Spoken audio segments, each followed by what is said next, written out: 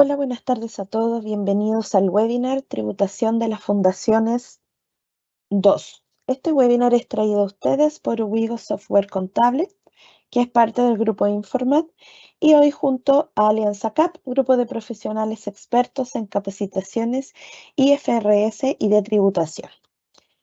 Les comento cómo realizar una pregunta en Microsoft Teams. Hacen clic en el icono de signo de interrogación y nuestro speaker, el doctor Fernando Torres, las contestará al final de la sesión. Ya está con nosotros Fernando, ¿cómo estás? Hola, bien. ¿Y usted? Muy bien, gracias. Aquí queríamos ver si nos puede contar sobre la Fundación San Jorge antes de comenzar.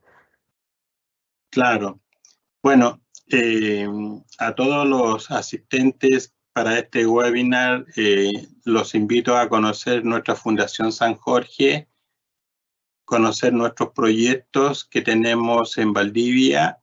El objetivo es colorear infraestructura de uso público. Lo que le falta a este país es colorear, ¿no es cierto?, para que nuestras mentes estén más relajadas, más felices. Y ese es uno de nuestros proyectos, es colorear escaleras de uso público. Entonces tenemos ahí varios proyectos. Ya estamos entregando en Niebla la Caleta del Piojo, en Corral la escalera Cerro La Virgen, y ahora vamos por la escalera Cerro La Marina. Así que si usted está en condiciones de apoyarnos económicamente, nos puede contactar a través de nuestra página web y nosotros les damos más información y pueden hacer sus donaciones directamente desde la página web. Así que quedan todos invitados y sean parte de este proyecto hermoso que es colorear caletas de pescadores en todo Chile. Perfecto, entonces los invitamos a todos a que conozcan todo el trabajo de la Fundación en su web fundacionsanjorge.cl. Entonces ahí vamos a comenzar ahora, Fernando. Muy bien, usted me dice. Sí, ahí se ve su presentación. Ya. Ahí tendría eso. Bien, estimados participantes, lo que vamos a ver ahora es la tributación de las fundaciones parte 2. Recuerde que la vez anterior vimos la parte inicial de este contenido que es de interés para todas las organizaciones sin fines de lucro y para aquellos profesionales que por alguna razón están relacionados con estas entidades en los términos contables y tributarios. Entonces, digamos que cuando nosotros somos parte de una fundación, la legislación nos da, ¿no es cierto?, un alcance en donde estamos, ¿no es cierto?, definidos como organizaciones sin fines de lucro y en la actividad económica nos da el código 949-903. Y en cuanto al régimen tributario, nos da, ¿no es cierto?, como régimen contribuyente no sujeto al artículo 14 de la Ley de la Renta. Entonces, una fundación y una corporación, ¿no es cierto? Yo decía que las fundaciones y corporaciones se diferencian, entre otras cosas, en el objetivo. Una fundación tiene un objetivo general y una corporación tiene un objetivo común.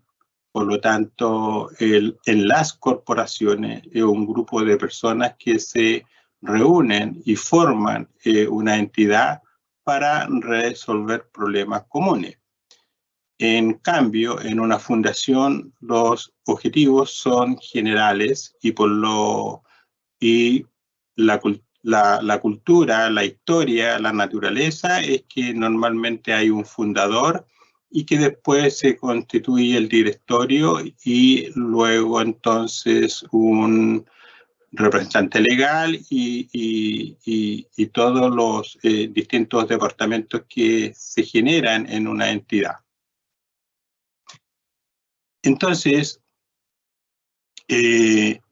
nosotros vamos a ir a conocer la estructura de los regímenes tributarios. A contar de la ley 21.210 del 2020, tenemos que los regímenes, ¿no es cierto?, son 5. La ley 21.210 creó 3 regímenes tributarios y, ¿no es cierto?, canceló, ¿no es cierto?, ahí canceló, ¿no es cierto?, los regímenes de renta atribuida, parcialmente integrado y tributación simplificada, y creó, tal como lo vemos acá, el régimen general 14A semi-integrado, el ProPyme, régimen ProPyme 14D3 y el ProPyme transparente 14D8. Entonces ahí tenemos un régimen, el segundo y el tercero, y, ¿no es cierto?, el cuarto es la renta presunta y el quinto es nosotros, los contribuyentes, fundaciones y corporaciones, co-corporaciones. Entonces, a nosotros se nos asigna como contribuyente no afecto al artículo 14 de la Ley de la Renta. Y en esa situación estamos. Sin embargo, y aquí está el tema, de que una fundación sin fines de lucro, cuando desarrolla actividades del artículo 20 de la Ley de la Renta, del 1 al 5, es que entonces se complejiza el asunto. ¿Por qué? Porque es híbrido su situación. Pertenece tanto al régimen no afecto al artículo 14 y además desarrolla actividades del artículo 20. Si yo desarrollo actividades del artículo 20 y me quedo como en el régimen no afecto al artículo 14, por supuesto que en ese caso mi actividad económica, la tasa del impuesto de primera categoría es 25%. Y en el formulario 22 usted va a usar la línea correspondiente a ese régimen. Pero sin embargo, usted puede cambiarse de régimen donde al ProPyme transparente. No puede al ProPyme transparente 14D8, solo puede al régimen ProPyme 14D3. ¿Por qué? Porque el 14D3 lleva contabilidad completa.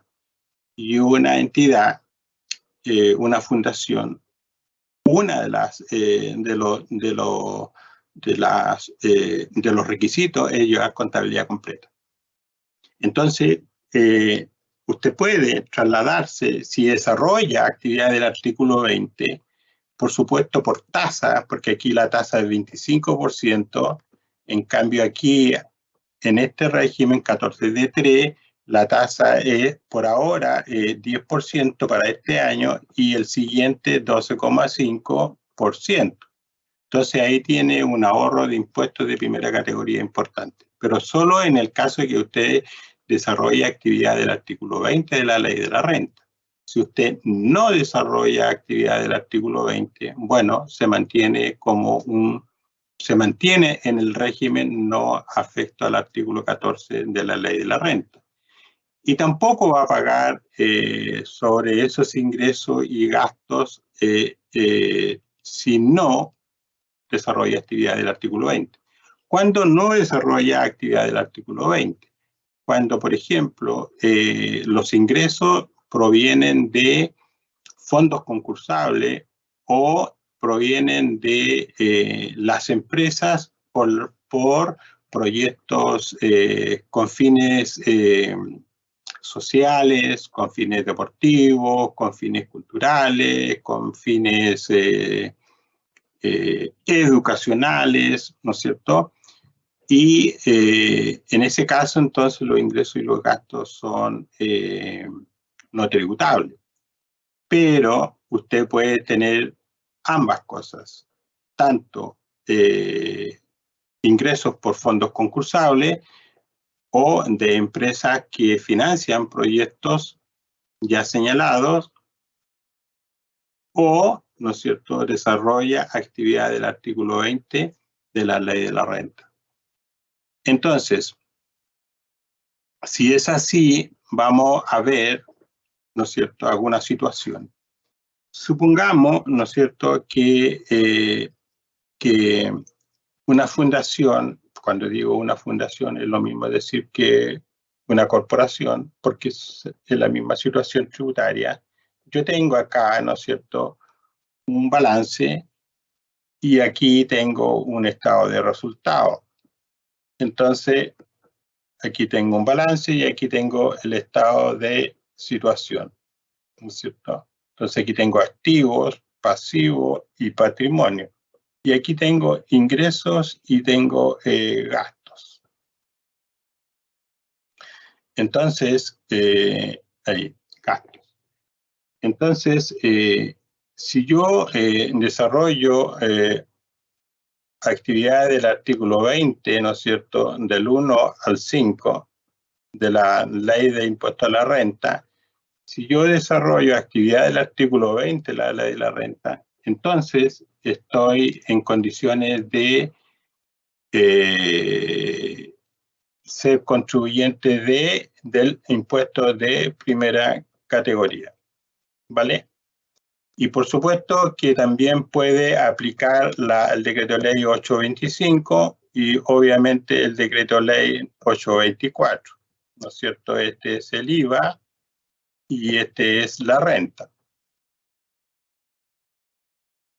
Entonces, esta es una fundación que desarrolla actividad del artículo 20 de la Ley de la Renta.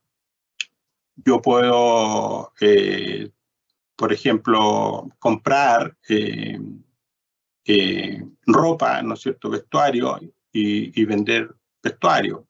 Puedo comprar comida para animales y vender comida para animales.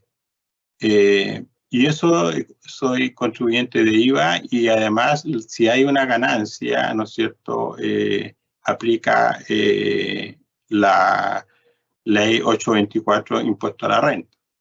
Entonces pagaría impuesto a la renta y además sería contribuyente, una entidad sujeta a una actividad gravada con IVA.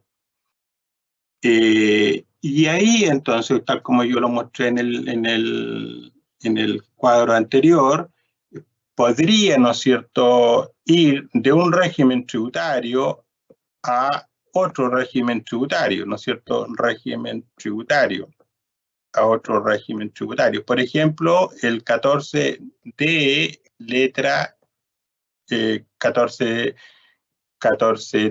¿no es cierto?, número 3. Ahí. ¿Ya? Entonces, D3. Ahí. Porque ya les dije contabilidad completa.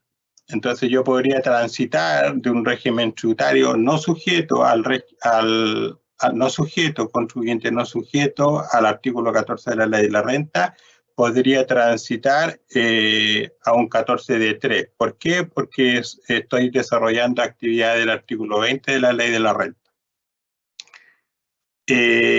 Entonces, cuando esté en esta situación, me tengo que preocupar entonces por los ingresos, separar los ingresos tributables, ¿no es cierto? Ingresos no tributables. Y entonces total ingreso. ¿Verdad? Entonces, lo tengo que separar. Y lo mismo pasa con los gastos. Y hay que tener cuidado con el tema de los gastos. ¿Por qué? Porque la ley, ¿no es cierto? Hay un oficio, me parece que el 25, donde dice cómo debo prorratear los gastos. Entonces, esa resolución es la número 25 de marzo del año 22. Entonces, ese prorrateo, ¿no es cierto?, debe ser autorizado por impuesto interno. Ya, así que hay que tener esa resolución 25 de marzo del 2022. Y ahí estamos entonces, separamos lo que es ingreso no renta con los gastos no renta, los ingresos tributables y los gastos aceptados, ¿no es cierto?, como necesario para producir la renta. Recuerde que la ley 21.210 del año 20 mejora, ¿no es cierto?, la definición del artículo 31 de la ley de la renta. Lo mejora, ¿no es cierto? Entonces, ahí estamos. Ahora, también quiero explicar algunas preguntas que se me ha hecho y vamos a jugar a preguntas, ¿no es cierto?, probables. Supongamos que nosotros tenemos acá nuestra organización y, ¿no es cierto?, supongamos que aquí tengo el estado de resultado y aquí tengo el estado de situación, ¿verdad? Recuerde que nosotros somos IFRS, ¿no es cierto? Somos IFRS y esto está en el boletín técnico, ¿no es cierto? Boletín técnico emitido por el Colegio de Contadores, el 81, el 82 y el 85. Ahí, ¿no es cierto?, del 2010. 2010, donde dice que a contar, ¿no es cierto?, del 1 de enero del 2013, somos IFRS. ¿Quién es la pequeña y mediana empresa? La Superintendencia de Valores Seguros, hoy la Comisión para el Mercado Financiero, pide estado financiero bajo IFRS a las empresas que transan en bolsa. Y eso comenzó en el 2009. ¿Vale? Entonces, en el 2009, para las empresas que transan en bolsa. Recuerde, una fundación, una corporación no es una entidad con fines de lucro, por lo tanto, no transa en bolsa, ¿no es cierto? No hay acciones que transen en bolsa. ¿Por qué? Porque una fundación no tiene dueño. No existe la propiedad. Y ahí tenemos entonces una diferencia. Entonces, digamos que una fundación, una pregunta es, una fundación puede comprar acciones de otra entidad, puede comprar acciones de otra entidad, puedo comprar acciones de otra entidad, puedo comprar acciones de una sociedad anónima, abierta o cerrada? La respuesta es sí, puedo comprar acciones. Aquí, ¿no es cierto? Ahí. Puedo comprar acciones. Puedo tener, entonces, participación en una sociedad abierta, sociedad anónima abierta o cerrada. La respuesta es sí. ¿Qué pasa con el dividendo? El dividendo. El dividendo. Bueno, con el dividendo, ¿no es cierto? Ahí, bueno, ingresa a caja y por supuesto que aquí yo tengo un ingreso, dividendo, ¿no es cierto? Ahí, en el estado de resultados. ¿Y cuál es el problema? Ninguno, ¿no es cierto? La fundación registra el dividendo en banco y por supuesto lo reconoce en resultado. Y ese dividendo, si viene con crédito, ingresa al registro empresarial. ¿No es cierto? Tenemos otro registro aquí, registro empresarial. Yo lo escribo así, 2R, ahí, para poder... Entonces, ahí está. Va al registro empresarial, ¿no es cierto? Con su crédito. En este caso, en el registro SAC. Ahí, saldo acumulado de crédito. ¿Para qué sirve ese saldo acumulado de crédito? Solo como registro porque nunca va a usar el crédito. ¿Por qué una fundación no lo va a usar? Porque no tiene dueño y nunca va a tener reparto de dividendos. Si la fundación tiene excedentes, ese excedente, la ley dice que se reutiliza en la empresa. Se reutiliza en la empresa. Entonces, se reutiliza en la empresa. Pago, si yo desarrollo actividades del artículo 20, bueno, voy a tener que pagar impuestos de primera categoría. Pago mi impuesto y la diferencia y después pago el impuesto, eso significa que se reinvierte en la empresa, pagando deudas o comprando activos.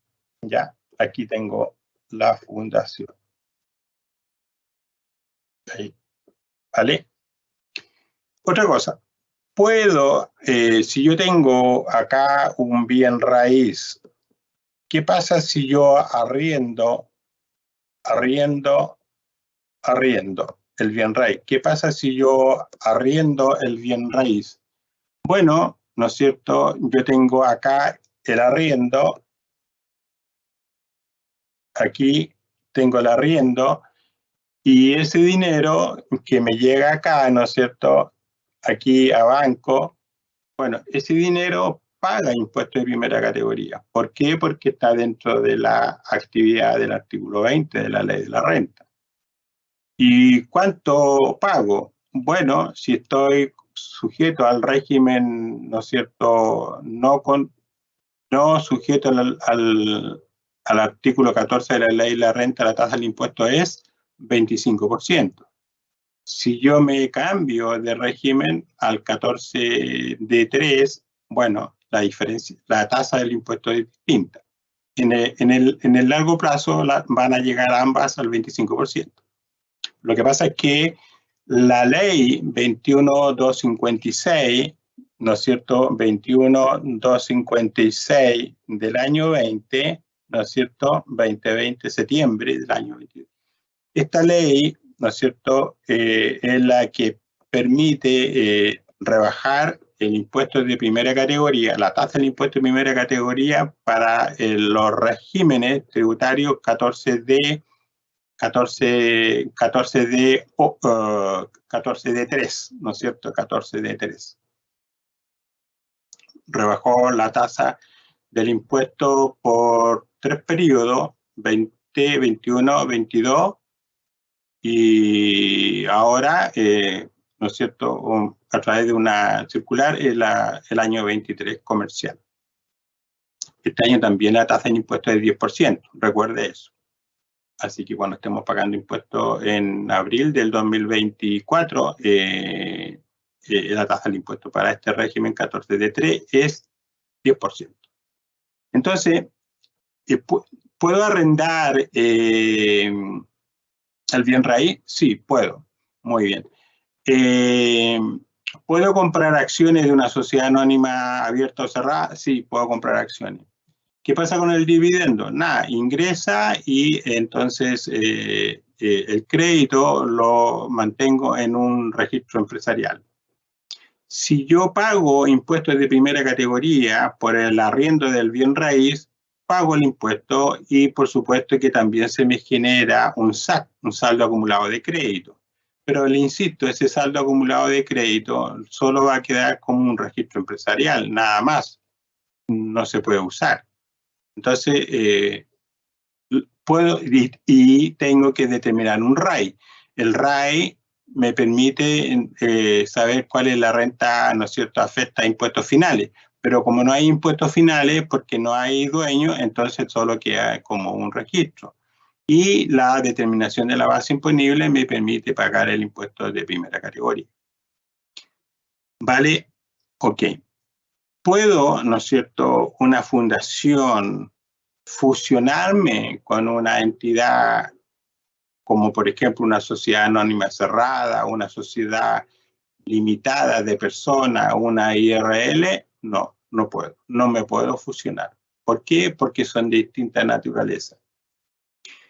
¿Puedo una fundación 1 fusionarse con una fundación 2? Sí, puede. ¿Por qué? Porque son de igual naturaleza.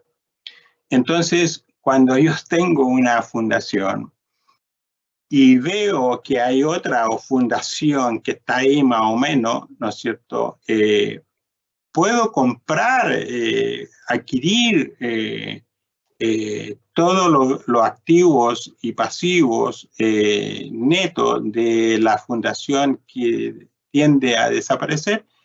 Sí, puedo, ¿verdad? Ahora, ¿es necesidad de hacer términos de giro de la fundación que no continuará?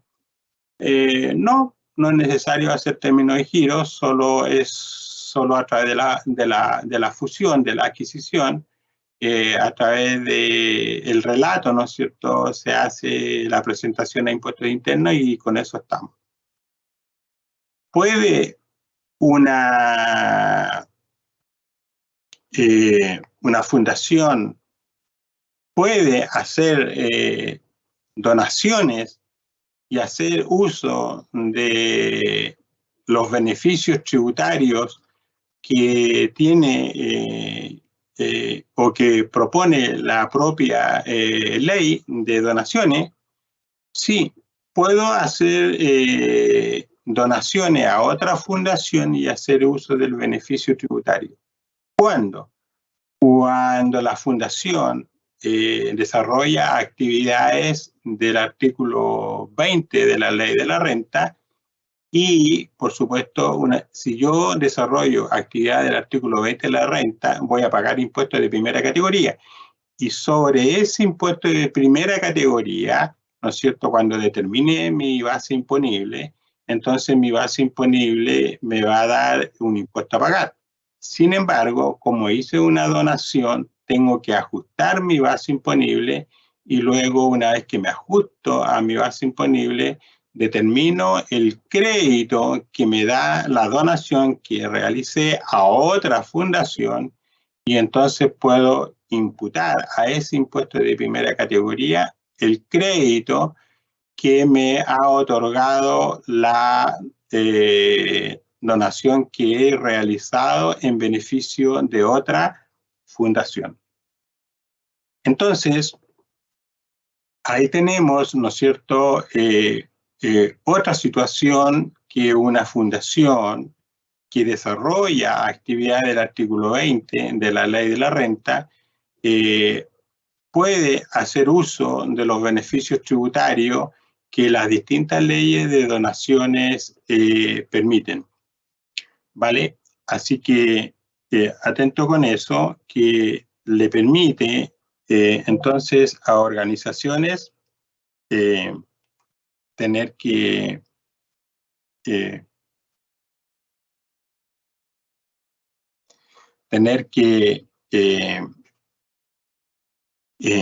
usar ese beneficio. ¿Ya? Vamos entonces por otro ejemplo. Ahí. Vamos por otro ejemplo entonces. La fundación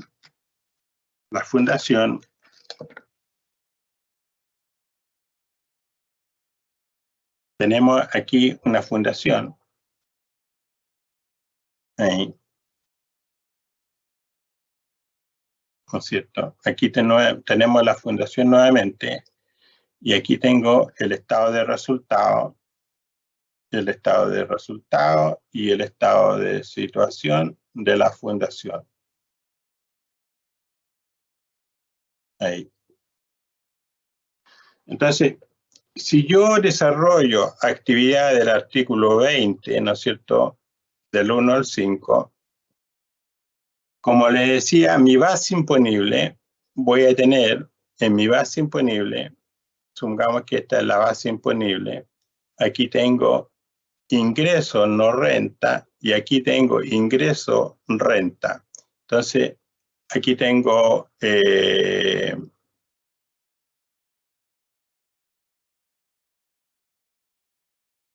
entonces yo tengo acá ingresos, ¿no es cierto? Ingresos, supongamos que 10, ingreso renta 15, en mi balance o en mi base imponible voy a tener de resultado, ¿no es cierto?, 25. Ahí.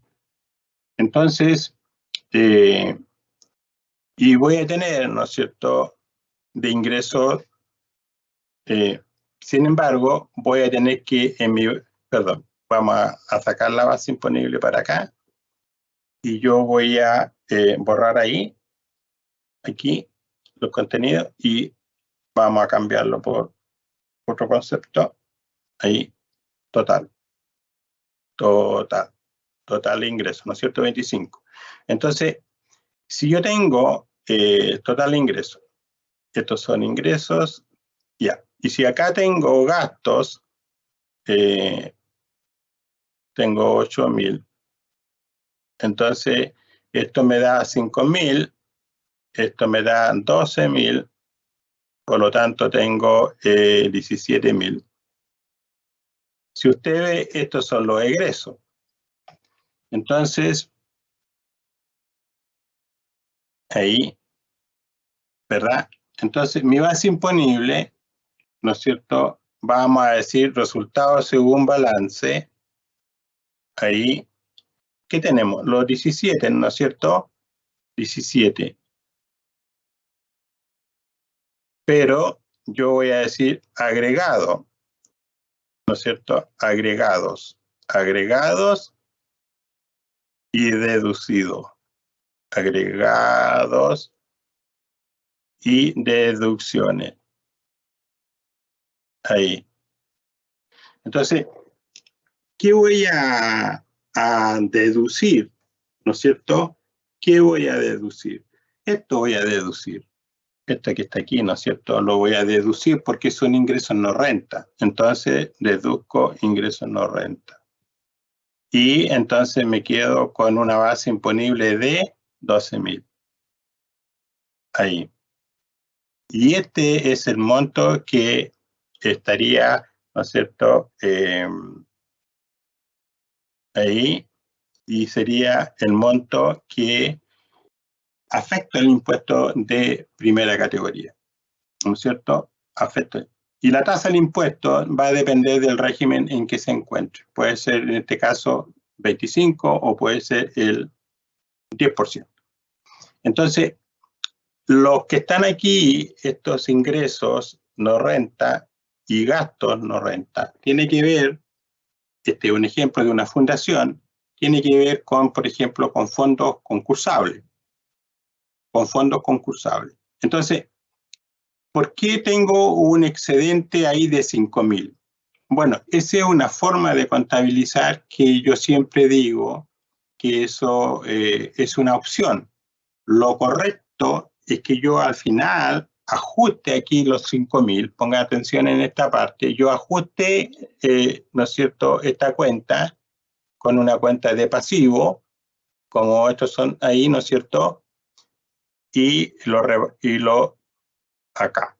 Entonces, si fuera así, esto queda en 0, yo no haría el ajuste y no haría el ajuste y por supuesto nada me cambia y entonces tendría que ajustarlo aquí los 5.000. Ahí. Y me quedaría entonces los 12.000.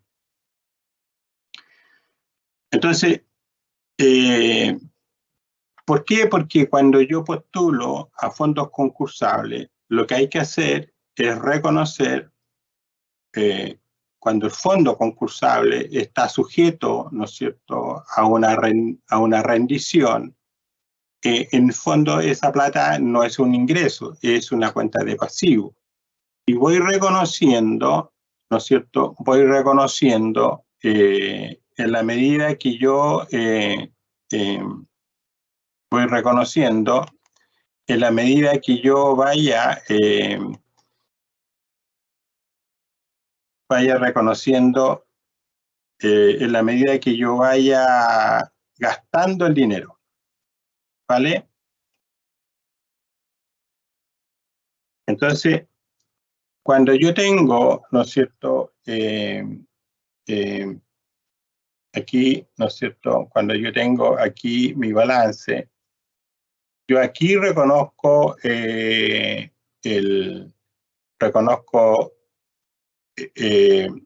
fondo, ¿no es cierto?, el fondo concursable. Entonces, ingresa a banco y contra un pasivo.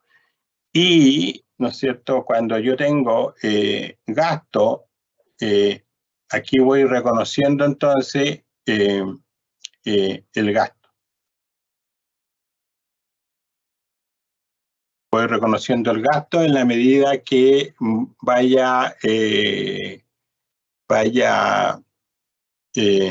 gastando. Entonces, si usted quiere verlo así, banco, ¿no es cierto?, aquí, y una cuenta de pasivo, ¿no es cierto?, por ejemplo, puede ser donación, aquí. Y ahí estamos, 100, ingresó 100 millones al banco y lo debo. Luego, ¿no es cierto?, en la medida que voy gastando, gasto, y entonces voy reconociendo aquí el gasto, pongamos que sean 40, y entonces aquí rebajo en el pasivo 40. Por lo tanto, si yo aquí al 31 de diciembre, ¿no es cierto?, esto se produce siempre al 31 de diciembre, porque ponte tú que aquí en marzo del año siguiente, el proyecto comenzó en octubre y bueno, no alcanzo a gastar todo. ¿Por qué? Porque el proyecto, el cronograma dice que comienza en octubre y termina en marzo del próximo año. Entonces, claramente, ¿cuánto me quedó para gastar el próximo año? Bueno, aquí he gastado 40, por lo tanto, aquí voy a gastar los 60 y eso me va a dar 100. Y entonces, al 31 de diciembre, ¿qué tengo? Voy a tener aquí un gasto de 40. Y aquí voy a tener un pasivo de 60.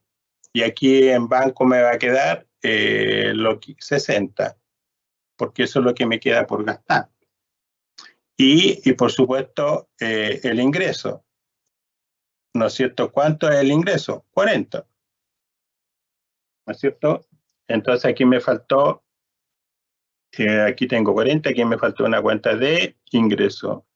Ingreso, ahí, ingreso.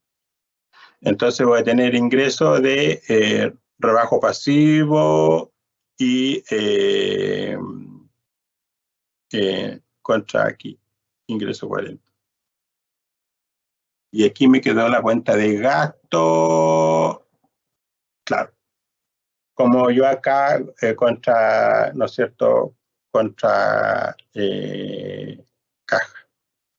aquí. Ahí. Perdón. Estamos ahí. Aquí. Ahí. Ahí cuadra el asunto. Entonces, ahí estamos. Normalmente, bueno, aquí yo tengo una cuenta de obras, ¿no es cierto? Si usted quiere, obras. Ahí.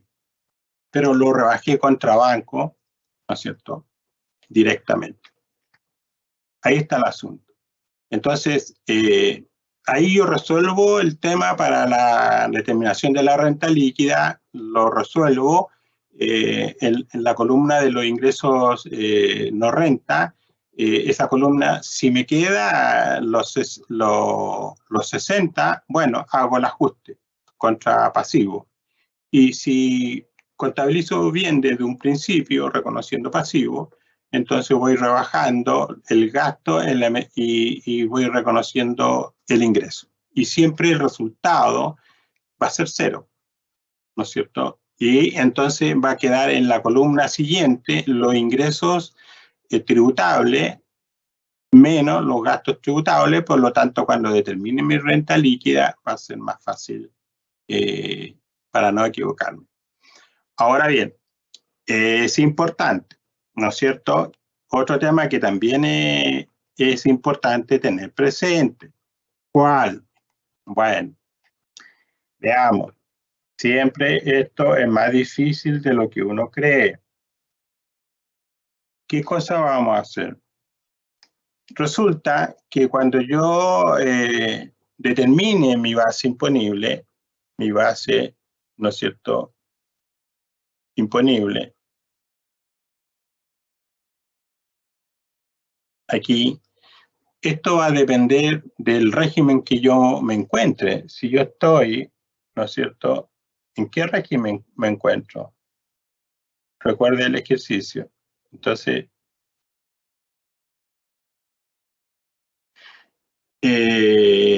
mi base imponible, si yo estoy en el no sujeto al artículo 14 de la ley de la renta, mi base imponible va a estar de acuerdo al artículo 29 al 33 de la ley de la renta, por lo tanto ahí aplica, ¿no es cierto?, corrección monetaria.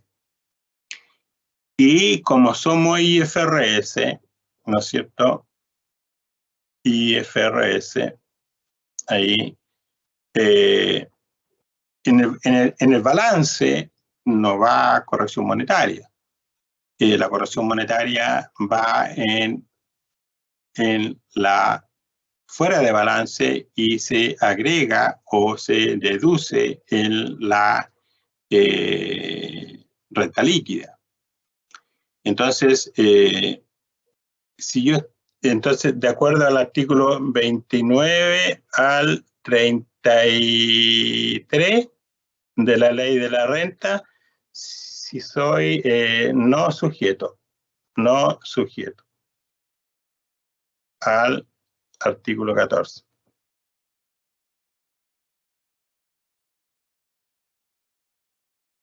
¿Vale? Si me cambio, ¿no es cierto?, de régimen, una fundación, ¿no es cierto? Fundación.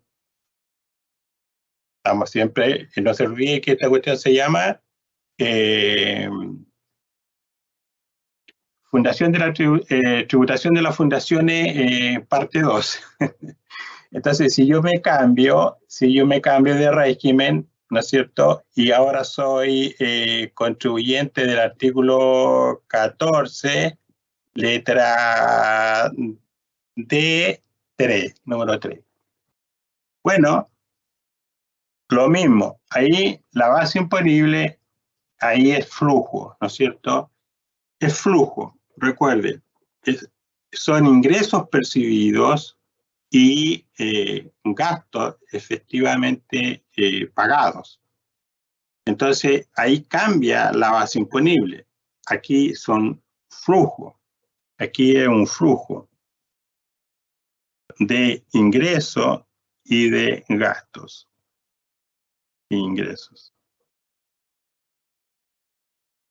menos los gastos, ¿no es cierto?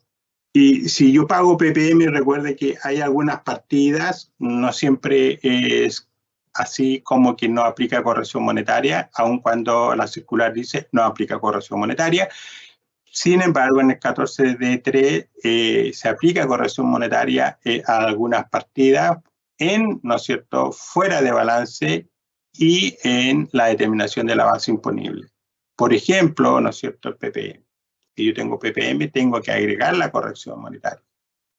Si yo tengo activos que he vendido, tengo que el costo del activo vendido es a valor corregido, ¿vale?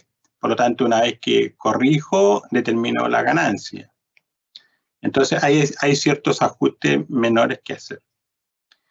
Y ahí tenemos entonces una situación especial de una fundación que en un caso, en el primer caso, cuando son no sujetos al artículo 14 y desarrolla actividades del artículo 20 de la ley de la renta, del 1 al 5, entonces sí es un contribuyente de primera categoría con pago por aquella actividad cuando su base imponible sea positiva. Si soy, ¿no es cierto?, una fundación que no desarrolla actividades del artículo 20, entonces, y tengo ingresos de origen de fondos concursables o de proyectos acogidos a la ley de donaciones, esos ingresos y esos gastos no forman parte de la base imponible. ¿Por qué? Porque las bases imponibles están relacionadas con el régimen tributario. Y entonces podemos decir, de acuerdo a lo que vimos inicialmente, vimos que yo puedo determinar bases imponibles de acuerdo al régimen general, al régimen ProPyme, ¿no es cierto?, 14D3. Puedo determinar base imponible de acuerdo al 14D8, ¿cierto? Pero una fundación no puede estar en el régimen 14D8 porque ahí es contabilidad simplificada. Y dijimos que una fundación, la ley señala que debe llevar contabilidad completa. Por lo tanto, debe considerar esa situación. Con respecto a otra situación que también se da, si yo soy una fundación, ¿no es cierto?, con respecto a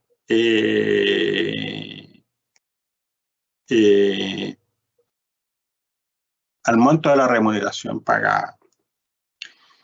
Si yo tengo trabajadores, ¿no es cierto?, tengo trabajadores, una fundación que tiene muchos trabajadores, y desarrollo actividades del artículo 20, la pregunta que uno siempre se hace, ¿qué pasa con la gratificación legal? Esa es una buena pregunta, ¿no es cierto? Como desarrollo de actividad del artículo 20, debiera por la base imponible obtenida pagar gratificación legal. ¿A quiénes? A los que han estado, ¿no es cierto?, desarrollando la actividad del artículo 20. Pero como todos sabemos que un trabajador, una secretaria, un contador, un empleado, puede trabajar tanto para los proyectos sociales como para desarrollar actividades tipificadas en el artículo 20. Entonces, tendría que prorratear. Nuevamente volvemos al tema del prorrateo. Y el prorrateo, hay una resolución, la 25 de marzo del año 22, ahí está, ahí señala, ¿no es cierto?, instrucciones, ahí están las instrucciones para prorratear, ¿no es cierto? Por lo que se requiere una presentación ante el servicio y una respuesta sobre esa solicitud. Entonces, ahí estamos con este contribuyente, con esta fundación, ¿no es cierto? Audaz, ¿no es cierto? Muy audaz, con altas ganas de crecimiento. Lo otro, también debemos insistir que una fundación no es, si bien no tiene dueño, y la ley dice que es sin fines de lucro, la verdad es que no significa que una organización sin fines de lucro pierda dinero.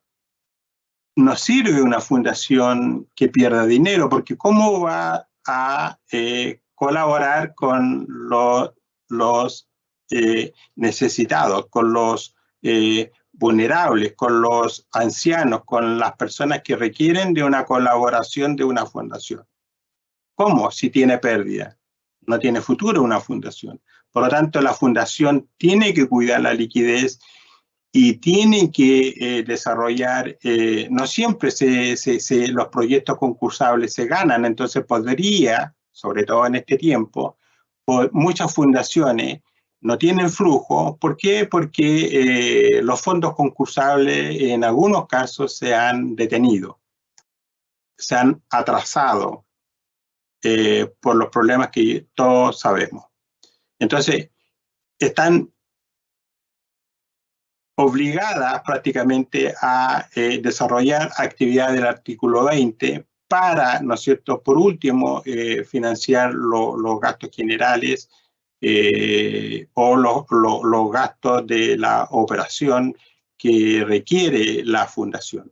Los gastos de operación son todo el personal, ¿no es cierto?, más los gastos de luz, agua, internet, teléfonos, celulares, etcétera, remuneración y todo eso. Entonces, claramente, en algunos casos se da que necesita desarrollar actividad del artículo 20 cuando inicialmente no era la intención, pero actualmente, así como están las cosas, hay dos posibilidades: o cerramos o continuamos, ¿no es cierto? Bueno, esa es una decisión empresarial. Con eso yo creo que podríamos concluir y finalmente podemos decir que una fundación nace como contribuyente no sujeto al artículo 14 de la Ley de la Renta. Posteriormente, la fundación podría interesarse en desarrollar actividad del artículo 20. Si desarrolla actividad del artículo 20, tiene la opción de cambiarse de régimen, ¿no es cierto?, al 14D3, o también puede ir al régimen general. El tema está en que en el régimen general la tasa del impuesto de primera categoría es 27%. Ahora, ¿cuándo se va a ir al régimen general? Se va a ir cuando los ingresos sean superiores a los ingresos provenientes del artículo 20 sean superiores a 100.000 UF. Ya estamos hablando de una fundación con mucho flujo, pero lo normal es que se vaya al 14D3. Y, ¿no es cierto?, lo otro que debemos saber, que la contabilidad es IFRS. Si estoy en el régimen general, la IFRS es full. Si estoy en el régimen ProPyme, 14D3, la contabilidad es IFRS para PYME. Entonces ahí tenemos dos diferencias, y por supuesto que también para determinar la base imponible también hay que identificar el régimen y así ir al modelo o al modelo de determinación de base imponible. Con eso entonces hemos concluido. Espero invitarlos a una nueva webinar, fundación, tributación de las fundaciones 3, y así vamos encontrando nuevas complejidades que tienen este tipo de organización empresarial. Eso. Excelente, Fernando. Muchas gracias por la sesión de hoy. Entonces abrimos la sesión de preguntas y respuestas. Mientras tanto, también les comento que enviaremos la grabación de este webinar al correo con el que se inscribieron. ¿Ya? Así que acá, no sé si puedes ver las preguntas, Fernando. Preguntas y respuestas. Sí. Hay 3 preguntas ahí. Ya, sí las veo. Ahora me llegaron. Ya, con respecto a los objetivos generales de una fundación y comunes de la corporación, ¿puede dar un ejemplo de cada uno?